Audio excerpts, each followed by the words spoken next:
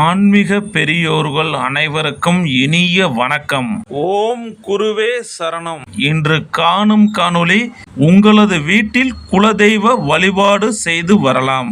முதலில் குலதெய்வத்தின் திருவுருவ படத்தை சிலையை வைத்து தினமும் விளக்கேற்றி பூ வைத்து நெய்வேதியம் படைத்து பக்தி பாடல்கள் பாடி தீபாதாரணை காட்டலாம். வாரந்தோறும் அல்லது மாதந்தோறும் பூஜை செய்து குலதெய்வ திருக்கோவிலுக்கு சென்று வழிபடலாம்.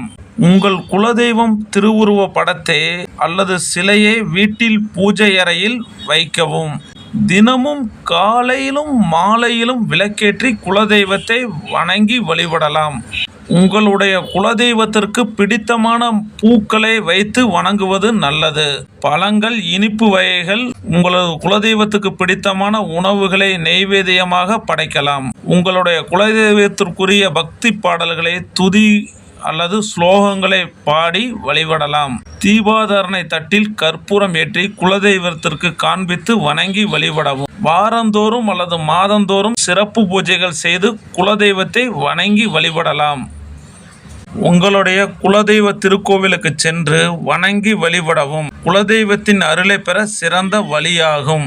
வழிபாட்டின் போது உங்கள் மனதில் தூய்மை, பக்தி மிகவும் அவசியம். உங்களால் முடிந்ததை குலதெய்வத்திற்கு அர்ப்பணித்து வணங்கி வழிபடவும். உங்களுக்கு தெரிந்த எளிமையான வழிபாட்டு முறைகளை பின்பற்றலாம். உங்களுடைய குலதெய்வத்தின் அருள் இருந்தால் வீட்டில் சுபகாரியம் தடையின்றி நடைபெறும். உங்கள் குலதெய்வத்தின் அருளால் வீட்டில் மகிழ்ச்சி, அமைதி நிலவும். நீங்கள் குலதெய்வ வழிபாட்டை உங்கள் வீட்டில் எளிமையாக செய்து குலதெய்வத்தின் அருளை பரிபூர்ணமாக பெறலாம்.